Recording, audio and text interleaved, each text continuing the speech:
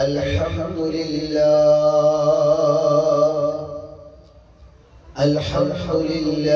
نحمده ونستعينه ونستغفره ونؤمن به ونتوكل عليه ونعوذ بالله من شرور أنفسنا ومن سيئات أعمالنا من يهده الله فلا مضل له ومن يضلله فلا هادي له ونشهد أن لا إله إلا الله وحده لا شريك له ونشهد أن محمدا عبده ورسوله أما بعد فأعوذ بالله من الشيطان الرجيم بسم الله الرحمن الرحيم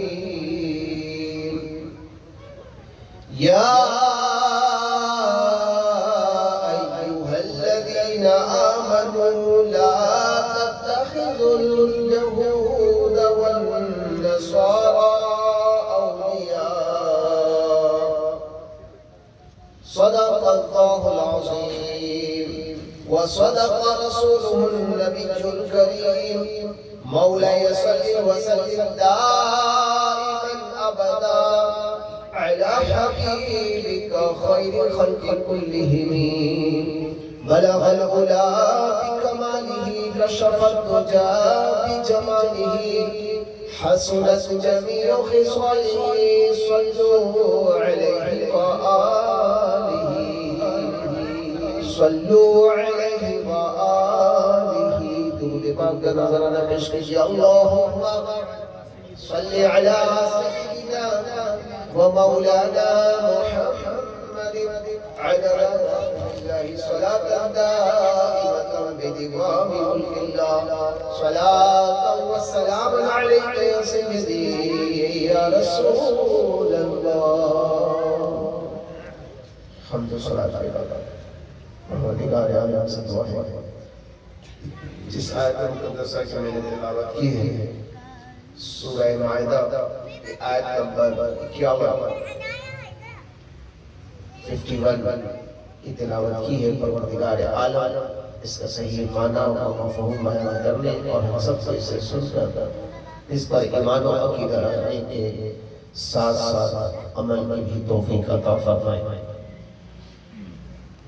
آج جس عنوان پر گفتگو ہوگی وقت اور حالات کی بھی ضرورت ہے کہ ہمارے اندر یہ بات بھی پائی جائے جہاں اسلام امن کا درس دیتا ہے کہیں پہ اسلام جہاد کا بھی درس دیتا ہے کہیں پہ اکثر و بیشتر اسلام اخلاقیات کا درس دیتا ہے لیکن جب کسی موقع پر اسلام پھر جہاد کا اور شجاعت کا بھی بہادری کا بھی درس دیتا ہے آج اس پہلو کو بھی ہمیں سمجھنا ہے امن کی بات تو بہت سارے مولوی کرتے ہیں تو کاش کہ ہم یہ بھی بات کریں کہ امن یہی ہے کہ جب کوئی دین اسلام کو مٹانے کی کوشش کرے تو اس وقت امن یہ ہے کہ اس کو مٹایا جائے یہی امن ہے اسی میں مسلمانوں کی بقا ہے اسی میں انسانیت کی بقا ہے اسی میں ہماری کامیابی اور کامرانی ہے لیکن جب لوگ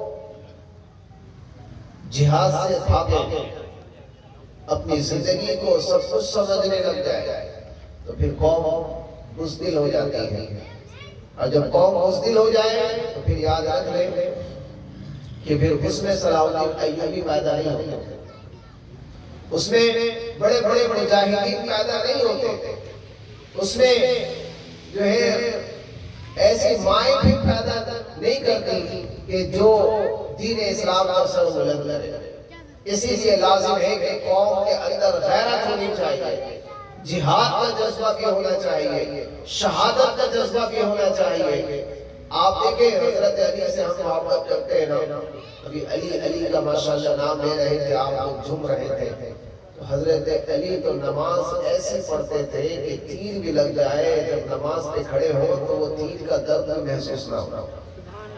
ہمیں تو ایک مچھر بھی آ کر بیٹھے نا وہ بھی بولتا ہوگا دیکھتے ہیں ابھی کتنا بڑا پکا نمازی ہے, کتنا بڑا پکا نمازی ہے, بڑا عشق کر رہا تھا, بڑی محبت کر رہا تھا. میں ایک ہلکا سا باریک سا سور جو ہے اس کے جسم میں ہلکا سا پیوست کر رہا ہوں تو اس کا عالم یہ ہے کہ فوراً اس طرح سے انداز بن رہا ہے. یہ کہاں توجہ ہوتے ہیں؟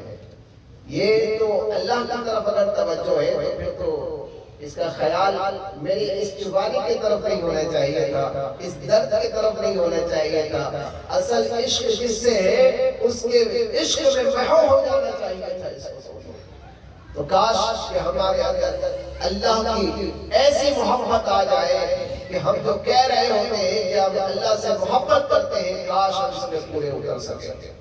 آپ دیکھیں اللہ سے محبت کا تقاضا یہی ہے کہ اللہ نے قرآن مجید میں ارشاد فرمایا یا ایھا الذین آمنوا لا تتخذوا اليہود والنصارى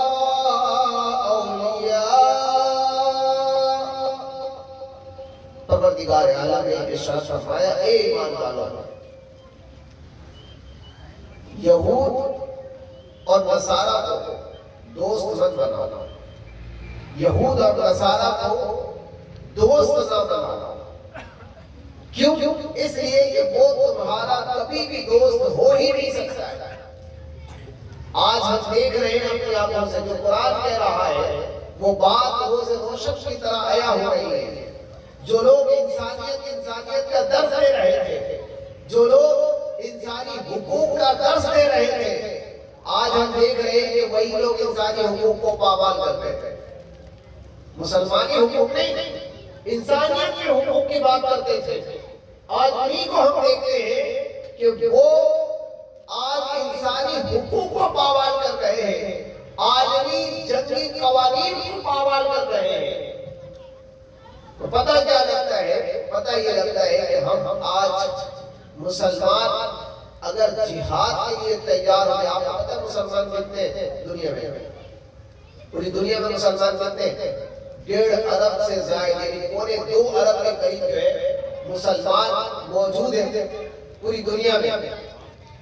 اور اسرائیل کتنے؟ 80 لاکھ, 1 کروڑ بھی نہیں. اسرائیل کتنے؟ 80 لاکھ سے. اب بتائیے آٹے میں نمک کے برابر ان کی تعداد ہے. اب کیسے سب کا بوتی بن کر کے رکھا ہوا ہے؟ ہم پاکستان میں موجود ہیں, کیسی بوتی بنے سکتی؟ ایسے خاموش کر کے سب کو رکھا ہوا ہے کہ کوئی جرت نہیں کر رہا ہے کہ آگے بڑھے. فوج بھیجنا تو دور کی بات, اس کی مذمت بھی کرے. اب تو مذمت کے قابل بھی نہیں رہے, مرمت کے کیا قابل رہے گا. یہ ہمارا حال ہو چکا ہے. اور آپ کو میں بتا دوں کہ جب انسان کہتے ہیں نا کہ جب منہ کھاتا ہے نا تو آنکھیں شرماتی ہیں, منہ کھاتا ہے تو آنکھیں شرماتی ہیں. یہی حال آج ہم مسلمانوں کا ہو گیا. پاکستانیوں کا صرف کیا بولتے ہیں؟ کیا پاکستان سے اسلامی ہوں گے؟ بہت سارے اسلامی ممالک ہیں. آج خاموش بیٹھے ہیں. اللہ یمنیوں کو, یمن کو, ملک جو ہے یمن ملک, اللہ تعالیٰ ان کو بہادری دے, شجاعت دے, ہمت دے کہ انہوں نے جسارت کی اور آگے بڑھ کر کے پیش رفت کر رہے ہیں. اللہ تعالیٰ لبنان کو بھی مضبوط ہمت دے کہ یہ بھی آگے بڑھ رہے ہیں اور فلسطینیوں کی مدد کر رہے ہیں اور غزہ کے مسلمانوں کی مدد کر رہے ہیں اور ان یہود و نصارہ کے ساتھ جہاد کر رہے ہیں. اللہ تعالیٰ ان کو قائم اور قائم فرمائے اور ان کو جو ہے شاد و آباد رکھے کہ انہوں نے اس کڑی وقت میں جہاں پر 57 ممالک کے سربراہ بھی موجود ہے, 57 ممالک اسلامی موجود ہے, اس کے باوجود آج کچھ جس کے اندر ایمان, غیرت ایمانی ہے, وہ لوگ آگے بڑھ کر کے ان کا ساتھ دے رہے ہیں. تو آپ دیکھیں ہم عوام کیا کر سکتے ہیں. آپ دیکھیں ہمارے مسلک کے دوسرے مسلک کو, پاکستان میں تو ہم دیکھتے ہیں ہر ایک بندہ احتجاج کرتا ہے, عوام جو ہے اپنا کام کر رہی ہے الحمدللہ. احتجاج میں دیکھیں بڑی بڑی تعدادیں لوگوں کی ہے. الحمدللہ یہ کام ہو رہا ہے عوام کی جانب سے. اب دیکھنا کل بھی 5 نومبر اور TLP کا جو ہے اسلام آباد میں جو ہے ملین مارچ, طوفان الاقصی ملین مارچ, الحمدللہ یہ بھی انعقاد کل کیا جا رہا ہے. اس کی بھی تعداد دیکھنے کی ہوگی انشاءاللہ. اب میرا کہنے کا مطلب یہ ہے کہ عوام تو اپنا کام کر رہی ہے جن کے اندر غیرت ایمانی ہے. اب ہمارے حکمران کیا کون سا بھنگ پی کر کے سو رہے ہیں, وہ کیوں نہیں بولتے, وہ کیوں نہیں کہتے کچھ اس کے بارے میں کہ ہاں یہ غلط ہو رہا ہے, یہ جو بچوں کو مارا جا رہا ہے. آپ کو پتہ ہے ہمارے بچے آپ سامنے رکھیں اور سوچیں کہ اس طرح کی کوئی کنڈیشن اگر بنتی ہے تو ہم نے اپنے بچوں کی اتنی تربیت کی ہے. آپ کو پتہ ہے بھائی شہید ہو گیا ہے, دوسرا بھائی کھڑا ہے کہہ رہا شہادہ شہادہ شہادہ, اللہ کے پاس چلے کہ شہید ہو گیا, خوش ہو رہے. ان باپوں کی تربیت ہم نے دیکھی ہے کہ کیا ان کے اندر جذبہ ایمانی ہے کہ وہ چاکلیٹ یا ٹافیاں تقسیم کر رہا ہے, کہہ رہا ہے میرا بیٹا شہید ہوا ہے, اس خوشی میں وہ تقسیم کر رہا ہے اس طرح کے ٹافیاں. تو کیا پتہ لگتا ہے اس سے کہ ایسی ضرورت کے لیے ایسا ایمان چاہیے, ایسا جذبہ چاہیے کہ جو اولاد چلی جائے تو بجائے اس کے کہ آنسو آئے وہ خوشیوں میں جا کر کے لوگوں کو تقسیم کر رہا ہے. ایسی ہمت ہمارے اندر. ایک میت ہمارے علاقے میں آ جائے تو ہم سب جو ہے مسئلہ ہو جاتے ہیں کہ یہ کیا ہو گیا. ٹھیک ہے, لیکن جو شہید ہو جائے نا اس پہ پسپا ہونے کی ضرورت نہیں ہے, اس پہ زندگی ملتی ہے قوم کو. اس میں بتایا جاتا ہے, شہید یہ پیغام لے کر کے جاتا ہے کہ جو آپ کی زندگی ہے نا یوں ہی نہیں بیکار کرنے کے لیے ہے, آپ کی زندگی ہے ہی دین اسلام کے لیے. آپ کو میں بتاؤں ایک بندہ خودکشی کرتا ہے, خودکشی کرتا ہے تو خودکشی کرنا حرام ہے, بولے نا سب, لیکن کر رہے لوگ حرام کیوں؟ اس نے کسی کا نقصان پہنچایا, اس نے تو اپنا نقصان کیا نا, حرام کیوں ہوا؟ سوال پیدا ہوتا ہے کہ اگر آپ کا نقصان کروں تو میں مجرم, لیکن میں نے آپ کا کوئی نقصان ہی نہیں کیا, اس بندے نے اپنا نقصان کیا. تو اب مجھے بتائیے کہ حرام کیوں کہا گیا؟ سوچنے والی بات ہے. کبھی سوچا اس کو کہ خودکشی حرام ہے, یہ تو ہے حرام ہے, لیکن کیوں؟ وجہ یہ ہے کہ یہ جو جان ہے نا ہمارے اندر, یہ جو سانس آ رہی ہے باہر نکل رہی ہے پھر جا رہی ہے, تو یہ جو سانس جو ہماری چل رہی ہے, ہماری جو زندگی قائم ہے نا, یہ سب حضور کے صدقے ہے. یہ جان آپ کی نہیں ہے, یہ جان میری نہیں ہے, یہ جان مصطفیٰ جان رحمت کی ہے. اسی وجہ سے فرمایا کہ خودکشی حرام ہے کہ تو نے اپنی جان کو نقصان نہیں کیا ہے, تو نے مصطفیٰ کی جان کو نقصان کیا ہے. اسی وجہ سے فرمایا کہ خودکشی حرام ہے. اچھا, ایک طرف حضور کی جان جو آپ کی جان ہے, یہ حضور کی جان ہے, یہ پوری کائنات حضور کے لیے بنائی گئی ہے. جس کائنات میں یہ رہتا ہے, جب یہ اس کی چیز پہ نقصان کرتا ہے تو اسلام اسی لیے کہتا ہے کہ یہ خودکشی کی ہے, یہ حرام ہے. اب سوال دوسرا کرتے ہیں آپ کے ساتھ. آپ دیکھیں ایک بندہ اس نے اپنے آپ کو نقصان کیا کہ وہ خودکشی ہوئی اور وہ حرام. اب ایک بندہ حضور کی گستاخی کرتا ہے, جہاں اسلام کہتا ہے اپنے آپ کو مارو نہیں, حرام کہتا ہے. اب وہی اسلام کہتا ہے کہ اس شخص کو اب جینے کا حق نہیں ہے جس کے لیے کائنات بنی ہے, اور یہ شخص اسی کا نہ رہا تو اب اس کو رہنے کا کائنات میں حق نہیں ہے. اسی لیے کہا گیا کہ گستاخ رسول کی سزا سرزن سے جدا. گستاخ رسول کی سزا کیا ہے؟ سرزن سے جدا. اس میں کسی کی دو رائے نہیں ہے, سب کا یہی موقف ہے. اب اور بات ہے کہ مولانا دور ہے, ریال والا دور ہے، اب لوگ لیتے ہیں فتوے چینج کر دیتے ہیں، باتیں کرتے ہیں اور ادھر کی بات کرنا شروع کر دیتے ہیں۔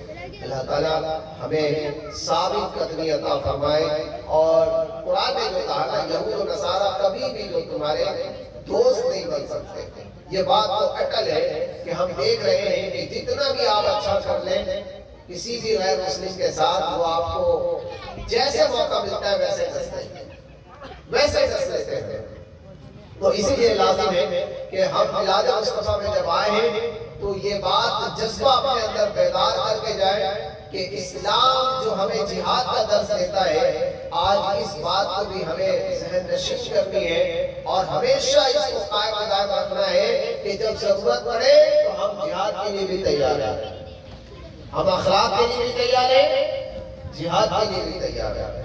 نبی کریم صلی اللہ علیہ وسلم نے جب بھی غزوہ لڑا، جب بھی غزوہ میں شامل ہوئے ہیں تو اسلام کی دفاع کے لیے شامل ہوئے ہیں، اسلام میں دفاع کے لیے۔ تو جب اسلام میں صرف جو نقصان پہنچانا چاہے، آپ نے ہمیشہ اس کی دفاع کی ہے، اور اسلام کو جو ہے امن بخشا ہے، اور اسلام کے پیغام کو لوگوں تک عام کیا ہے۔ آپ کو تھوڑا آگے آ جائے تاکہ پیچھے کا اگر کوئی آئے تو پھر آرام سے بیٹھ جائے، تھوڑا اور آگے آ جائے سب درود پاک ہے۔ اللہم صلی علی سیدنا و مولانا محمد عدد اضعاف اللہ صلاۃ دائمۃ بدوام ملک اللہ، صلاۃ و سلام علیک یا سیدی یا رسول اللہ صلی اللہ علیہ وسلم۔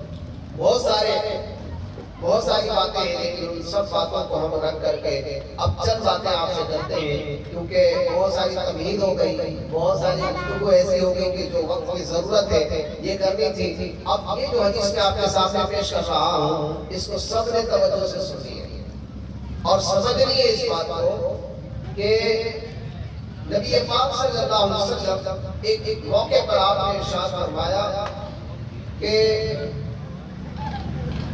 ایک زمانہ ایسا آئے گا کہ کفار تم پہ ایسے ٹوٹ پڑیں گے کہ جیسے بھوکے دسترخوان پہ ٹوٹ پڑتے تھے۔ ہمارے یہاں تو مشاہدہ ہوتا ہی رہتا ہے، اس کی بات کو سمجھانے کی ضرورت نہیں ہے۔ اگر یہ لنگر چل رہا ہو تو دیکھ لیں گے کیسے ٹوٹتے ہیں، لگتا ساری بھوکے تھے، تو یہ معاملہ ہو جاتا ہے۔ اللہ خیر کرے، ہمارے یہ عادت بہتر ہونی چاہیے۔ تو آپ صلی اللہ علیہ وسلم نے مثال یہ دی ہے کہ جیسے ایک شخص کو بھوک لگی ہو اور کھانا سامنے آ جائے تو کیسے ٹوٹتا ہے، تو اسی بات کو مثال دی ہے کہ کفار ایک زمانہ ایسا آ جائے گا کہ کفار مسلمانوں پر ایسے ٹوٹ پڑیں گے کہ جیسے بھوکے دسترخوان پر ٹوٹ پڑتے تھے۔ اب اس حدیث کو سامنے رکھیے، اور آج ہم دیکھتے ہیں کہ ملک کی حالات کو تو بالکل یہی بات سامنے آ رہی ہے۔ وہ زمانہ کیا کہا ہے، وہ زمانہ آپ صلی اللہ علیہ وسلم نے کب فرمائی تھی یہ بات، وہ زمانہ آ گیا ہے۔ ہم دیکھ رہے ہیں، اپنے آنکھوں سے مشاہدہ کر رہے ہیں اس چیز سے۔ آگے ارشاد صحابہ کرام نے عرض کیا حضور صلی اللہ علیہ وسلم یہ بات ارشاد فرمائیں، کیا ہم مسلمان اس وقت تعداد میں کم ہوں گے جو وہ کفار ہم پہ ایسے ٹوٹ پڑیں گے؟ آپ نے کیا جواب ارشاد فرمایا؟ آپ نے ارشاد فرمایا کہ نہیں، تعداد میں بھی کثرت سے ہوں گے، یعنی ہماری تعداد ایسی ہوگی جیسے سمندر میں جھاگ ہوتے ہیں۔ فرمایا اتنی تعداد ہوگی، سمندر کے اوپر آپ دیکھیں تو دور دور تک جھاگ ہی جھاگ نظر آ رہی ہے۔ تو پتہ یہ لگا کہ کثرت سے مسلمان ہوں گے، لیکن اس وقت کفار ہم پر ٹوٹ پڑیں گے۔ تو صحابہ کرام کو اور حیران ہوئی کہ تعداد بھی ہماری زیادہ ہوگی اور کفار کم ہوں گے، اس کے باوجود ہم پر ٹوٹ پڑیں گے، آخر کیا وجہ ہوگی ایسے؟ انہوں نے عرض کیا حضور صلی اللہ علیہ وسلم سے، تو آپ نے ارشاد فرمایا کہ مسلمانوں میں وہن نامی بیماری پھیل جائے گی۔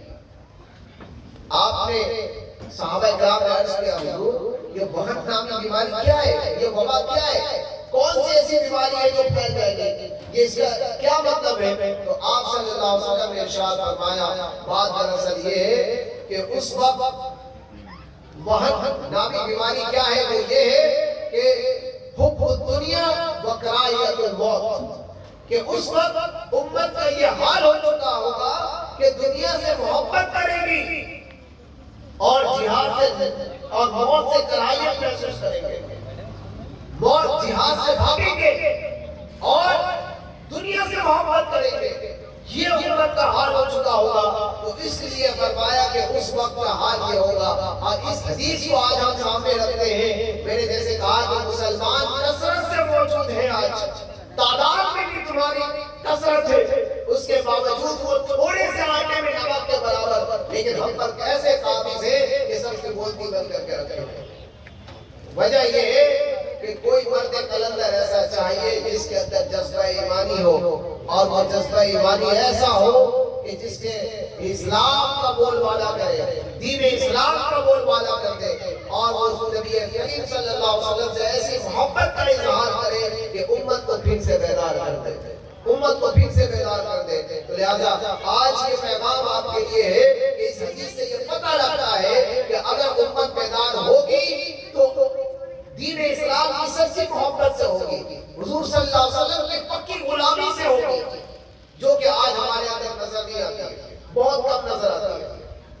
آج آپ دیکھ لیں ہمارے معاشرے کا حال، لوگ پوچھتے ہیں میلاد منانا چاہیے کہ نہیں منانا چاہیے؟ میلاد کس کو منانا چاہیے؟ میلاد ہر اس باپ کو منانا چاہیے کہ جس کو اللہ رب العزت نے اتنا بڑا مقام دے دیا کہ اس کی رضا پر اس کی اولاد کی جنت ہے، یعنی اولاد سے باپ راضی ہے تو پھر اس اولاد کے لیے جنت ہے۔ اتنا بڑا رتبہ کون دیا؟ یہی میلاد والے مصطفیٰ نے دیا ہے۔ اچھا، جو جنت عرش معلیٰ سے اوپر ہے، اس مقام پر جنت وہاں سے کھینچ کے لا کے سید عالم علیہ السلام نے ماں کے قدموں میں رکھ دیا ہے۔ میلاد اس ماں کو منانا چاہیے، میلاد اس بہن کو منانا چاہیے، اس بیٹی کو منانا چاہیے جس کو حضور مصطفیٰ جان رحمت نے انہیں رحمت قرار دے دیا ہے۔ میلاد ہر اس بھائی کو منانا چاہیے کہ جس کو اللہ رب العزت نے، بیٹا کو منانا چاہیے کہ جس کو اللہ تعالیٰ نے انہیں نعمت قرار دے دیا ہے۔ تو پروردگار عالم سے دعا ہے کہ ہمیں میلاد مصطفیٰ زندگی بھر منانے کی توفیق عطا فرمائے، لیکن ہم منا تو رہے ہیں، ہم کامل کب ہوں گے؟ سیرت نبی کریم صلی اللہ علیہ وسلم کی، کیونکہ میلاد سے جب آپ کو اتنی محبت ہے نا، تو آپ صلی اللہ علیہ وسلم کی سیرت سے پھر محبت تو آٹومیٹک ہونی چاہیے۔ دیکھیں میں آج آئینہ دکھا کر جا رہا ہوں کہ ہم میلاد منا رہے ہیں 30 سال سے، ہم میلاد منا رہے ہیں 25 سال سے، ہم میلاد منا رہے ہیں 20 سال سے، ہم میلاد منا رہے ہیں 10 سال سے، لیکن آپ صلی اللہ علیہ وسلم نے کھانے کا طریقہ کیا تھا؟ آپ صلی اللہ علیہ وسلم کے سونے کا طریقہ کیا تھا؟ آپ صلی اللہ علیہ وسلم کے گھر سے نکلنے کا طریقہ کیا تھا؟ آپ صلی اللہ علیہ وسلم کے نماز پڑھنے کا طریقہ کیا تھا؟ آپ صلی اللہ علیہ وسلم کے ازدواجی زندگی گزارنے کا طریقہ کیا تھا؟ آپ صلی اللہ علیہ وسلم کے اخلاقیات کیسے تھے؟ آپ صلی اللہ علیہ وسلم نے جنگی پالیسی میں کون کون سی پالیسی لڑی، کون کون سی پالیسی کو استعمال فرمائی؟ پتہ ہے؟ لیکن آپ دیکھیں پان کی دکان میں، ہوٹلوں پر منہ میں گٹکا بھرے ہوئے، تجھے پتہ ہے حضور نے کیا فرمایا؟ پتہ ہے؟ اوہ بھائی اپنے صاف کر لے، حضور کا نام لے کر۔ یہ آج ہمارا حال ہو چکا ہے، گندے منہ سے اللہ کا نام لے رہے ہیں، گندے منہ سے اس کے محبوب کا نام لے رہے ہیں۔ یہ ادب ہمارے یہاں ختم ہو چکا ہے۔ آپ کو پتہ ہے محمود علیاس، آپ نے سنا نا؟ محمود غزنوی تھا، اس کا غلام تھا ایاس، اور ایاس کے بیٹے کا نام کیا تھا؟ ایاس کے بیٹے کا نام کیا تھا؟ محمد صلی اللہ علیہ وسلم۔ کیا نام تھا؟ محمد۔ ہمارے بچوں کے بھی تو نام رکھتے ہیں نا محمد۔ تو آپ کو پتہ ہے کہ اب جب نام رکھ دیا نا تو اس بچے کا ادب پھر بڑھ گیا، احترام بڑھ گیا۔ ایک بچہ بھی حافظ نہیں ہے، اس کا وہ قدر آپ نہیں کرتے، لیکن جب حافظ بن جائے تو پھر اس کی وہ قدر ہوتی ہے گھر میں. باپ بھی اس کو مارتے وقت سوچتا ہے کہ نہیں اب یہ حافظ بن گیا ہے, اس کو سمجھایا جائے. تو اسی طرح سے جب کسی بچے کا نام محمد رکھ دیا جائے تو پھر اس کو اس طرح سے نہیں بیہیو کریں گے جیسے عام بچوں کے ساتھ کرتے ہیں. تو آپ دیکھیں لوگوں میں پہلے ادب کتنا تھا, احترام کتنا تھا.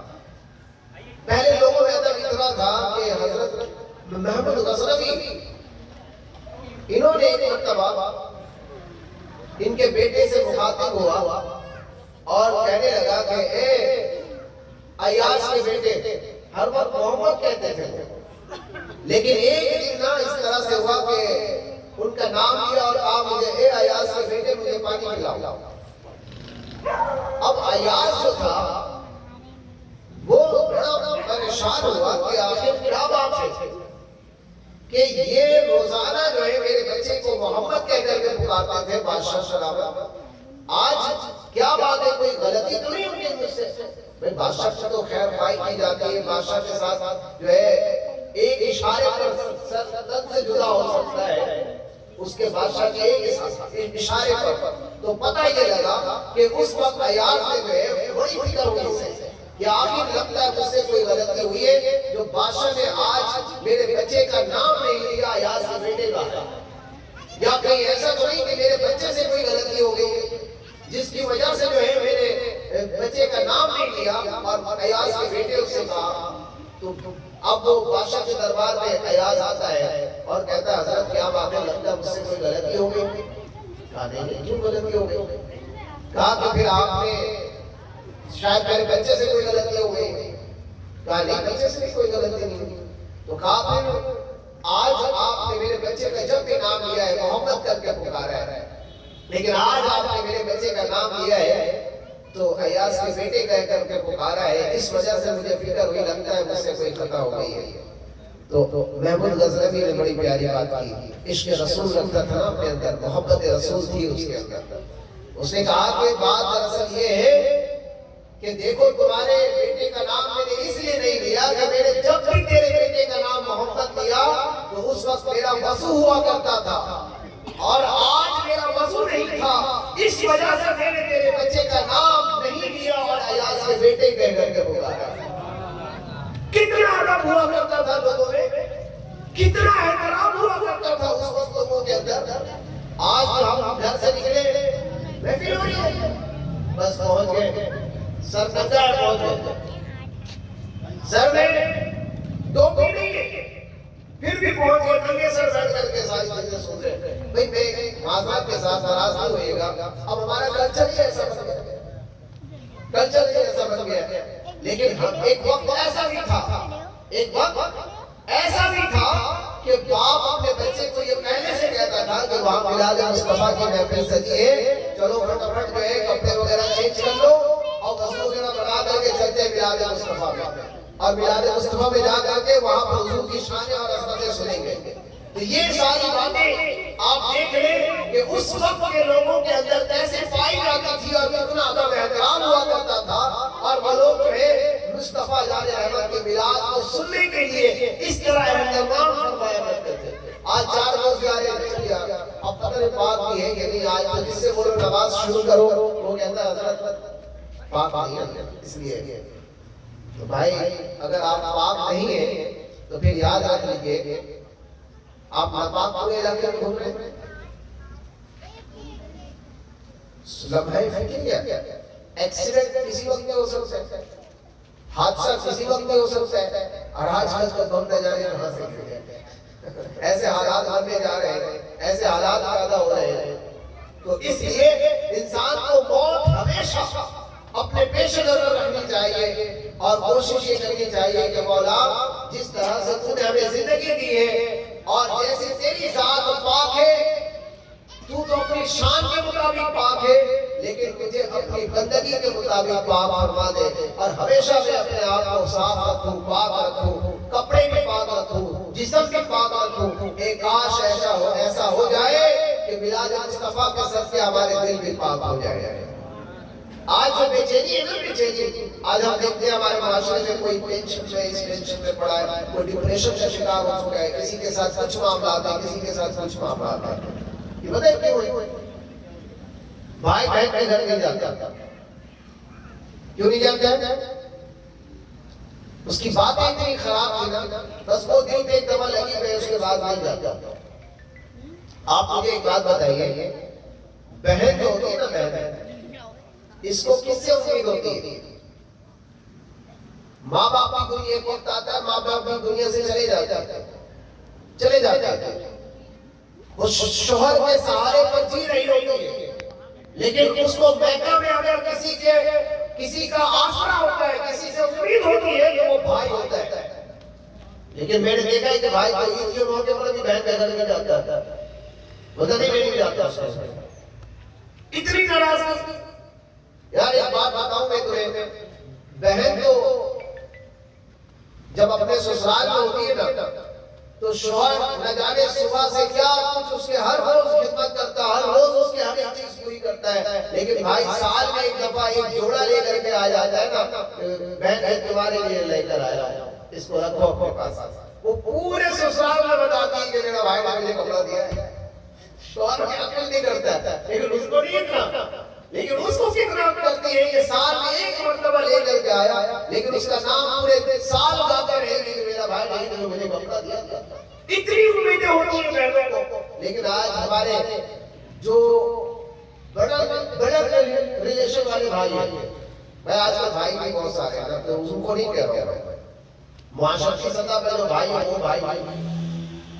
وہ بھائی جو واقعی بلڈ ریلیشن والا بھائی ہے، جو خونی رشتے والا بھائی ہے، وہ بھائی جو ہے اس سے بڑی امید ہوتی ہے اپنی بہنوں کو. تو لہذا آج ہم اپنے رشتوں کو فراموش نہیں کریں. ماں باپ زندہ ہے ان کا احترام کریں، ماں باپ زندہ ہے ان کی عزت کریں، ماں باپ زندہ ہے ان کی قدر کریں، ان سے دعائیں لیں. اور اس کے بعد پھر کیا ہوگا کہ اگر وہ نہیں ہے دنیا میں تو بہنوں کے ساتھ امید بنا لیں اور ان کے ساتھ رشتے کو اور مضبوط کر لیں، اور یہ سمجھے کہ بس یہی رشتہ ہے جو ہمارا باقی ہے. جو رشتے باقی رہ جاتے ہیں نا، اس کی قدر کر لیں. جو رشتے دنیا میں باقی ہمارے پاس ہے موجود، آپ دیکھیں ماں باپ چلے گئے دنیا سے، اب کون سا رشتہ آپ کے پاس؟ بلڈ ریلیشن والا بھائی بہن کا رشتہ ہے جو سب سے زیادہ مضبوط رشتہ ہے. چچا بھی ہے، ماموں بھی ہے، دیگر لوگ بھی ہیں، لیکن یہ جو آپ کا رشتہ ہوتا ہے نا، یہ بہت قریبی کا رشتہ ہوتا ہے. لیکن چچا بھی پیچھے رہ جاتے ہیں، ماموں بھی پیچھے رہ جاتے ہیں، خالائیں بھی پیچھے رہ جاتی ہیں، لیکن بھائی بہن کا رشتہ جڑ کے رہتا ہے. اللہ تعالیٰ ہمیں اس بات کو سمجھنے کی توفیق عطا فرمائے، اور ہمیں یہ دین اسلام کی جو احکامات ہیں نا، اس کو صحیح معنوں میں اس کی تعلیم کو ہم سیکھیں، سیرت مصطفیٰ صلی اللہ علیہ وسلم کو پڑھیں اور پڑھ کر کے اپنی زندگی میں اس کو اپلائی کریں. ورنہ نہیں تو یاد رکھ لیجیے، ہم میلاد مناتے رہیں گے، محبت رسول دکھاتے رہیں گے، لیکن جب ہم سے سوال ہوگا تو نہیں بیٹا سمجھا تھا، پھر خاموشی. اس وقت پھر اپنا ایمان بچانا مشکل ہوگا. تو لہذا آج اسٹڈی کریں. آپ غوث اعظم کے واقعات نہیں پڑھتے تو نہیں پڑھے، خواجہ صاحب کے واقعات نہیں پڑھتے تو نہیں پڑھے، لیکن سب سے پہلے آپ نے پڑھنا ہے تو حضور سید عالم علیہ السلام کی سیرت پڑھنی ہے. اس کے بعد پھر غوث اعظم کے واقعات بھی پڑھ لیں، اس کے بعد سیرت مصطفیٰ کے واقعات کے بعد پھر آپ نے جو ہے خواجہ صاحب کے بھی سیرت پڑھ لیں. تو کیا ہوگا کہ وہی جھلک جو سیرت مصطفیٰ آپ نے پڑھی ہوگی نا، وہی جھلک غوث اعظم میں بھی نظر آ رہی ہوگی، وہی جھلک خواجہ معین الدین چشتی اجمیری رحمۃ اللہ علیہ کے اندر بھی نظر آ رہی ہوگی، وہی جھلک بزرگان دین اور یہ اوصاف کے اندر بھی نظر آ رہی ہوگی. اسی وجہ سے تو کہا گیا کہ بزرگان دین کے طریقے پر جو آ جاتا ہے وہ رسول کے طریقے پر آ جاتا ہے، وہ دین کے طریقے پر آ جاتا ہے، وہ اسلام کے طریقے پر آ جاتا ہے. پروردگار عالم ہم سب کو یہ توفیق دے کہ ہم دین اسلام کی مدد کریں، اور ایسی مدد کریں کہ پہلے اپنے ایمان کی حفاظت کریں. ایمان کی جب حفاظت ہوگی دین اسلام کی مدد سے ہو جائے گا، دین اسلام کا پرچم جو ہے بلند ہو جائے گا. آج دیکھ لیں فلسطین میں کیا ہو رہا ہے، اور آج ہم اپنے گھر میں کتنے سکون سے بیٹھ کے پیپسی پی رہے ہیں، کوکو کولا پی رہے ہیں. تو اس سے ہو کیا رہا ہے؟ آپ دیکھیں نہ آپ بارڈر پہ جا سکتے ہیں، نہ آپ بم مار سکتے ہیں، نہ آپ گولیاں چلا سکتے ہیں، آپ کے اختیار میں کچھ نہیں ہے، لیکن آپ کے اختیار میں اتنی بڑی چیز ہے نا کہ اگر ہمارے پاکستان کے لوگ اگر ان کی مصنوعات کی بائیکاٹ کر دینا سب کے سب، آپ کو میں بتا رہا ایسے وہ روڈ پر آ جائیں گے، پریشان ہو جائیں گے کہ یہ کیا ہو گیا، لیکن ہمارے وہ بھی جانتے ہیں نا کہ ان کے اندر اتنی طاقت ہی ہو گئی ہے، ان کے اندر اتنی طاقت نہیں ہے، اتنا جذبہ بھی نہیں ہے، وہ کہتے ہیں کچھ ہو رہا ہے تو ادھر ہو رہا ہے نا، ادھر تو میں سری لیکس لے آؤں گا بھائی، ہمیں تو اتنا پہاج کر دیا نا اس نے کہ ہمارے بچے بھی ان کا دودھ پی کر کے سوتے، ہمارے بچے ان کا دودھ پی کر کے سوتے ڈبے والے۔ آپ دیکھ لیں کہ آج ہمارا حال کیا ہو گیا، ہم پاکستانی کہاں کھڑے ہیں اور وہ جو یہود و نصارہ ہے وہ کہاں کھڑے ہیں، کس ترقی کے بلندی پر چڑھ چکے ہیں وہ لوگ، اور آج ہم کس جگہ پر کھڑے ہیں، اس بات کو سوچنے کی ضرورت ہے۔ سمسنگ ہمارا نہیں، نوکیا بھی ہمارا نہیں، کیا بنایا ہم نے؟ ایک آئٹم بم بنا کر سوئے خوان کو اپنے اوپر جو چلا بھی نہیں سکتے ہو تو جب یہ بنا کر کے سارے سب کی غلامی کر رہے ہیں، بھائی یہ بنانے کے بعد تو اور سینہ چوڑا ہو کر کے زندگی گزارنی چاہیے نا، لیکن کیا فائدہ ایسا بنا کر کے؟ جس نے بنایا اس کو سلام ہے، اس نے بنایا جس نے بنایا اس کو سلام ہے، جس نے ہمیں زندگی بتائی کہ ایسی زندگی گزارنی چاہیے اس کو سلام ہے، لیکن آج جو ہونے والا آج کل تو ہمارے یہاں ڈالر چلتے ہیں، آج کل ہمارے یہاں جو ہے ریال چلتے ہیں، تو لہٰذا اس سے اللہ ہمیں بچائے اور ہمیں ہمیشہ جذبہ ایمانی اور جذبہ جہاد کو قائم رکھنے کی توفیق عطا فرمائے۔ حضرت علی سے محبت بھی کرو، حضرت عمر سے محبت بھی کرو، اہل بیت سے محبت بھی کرو، صحابہ سے محبت بھی کرو، اور ساتھ میں سیرت مصطفیٰ سے محبت بھی کرو، اور اس کی جھلک ہماری زندگی میں نظر آنی چاہیے، اس کی جھلک ہماری زندگی میں نظر آنی چاہیے۔ کیوں کہ یوں تو سارے نبی محترم ہیں مگر، یوں تو سارے نبی محترم ہیں مگر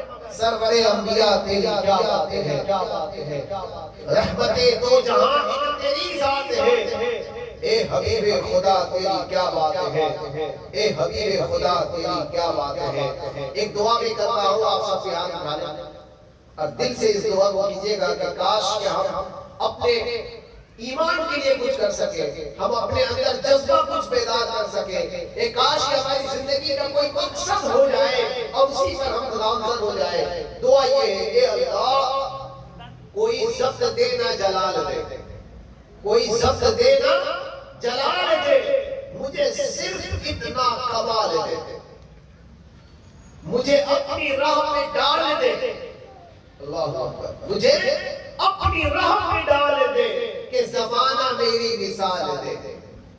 پھر فرمایا تیری بارگاہ میں اے خدا میری روز و شب ہے یہی دعا کہ تو رحیم ہے، تو کریم ہے، مجھے مشکلوں سے نکال دے، مجھے مشکلوں سے نکال دے، آمین آمین۔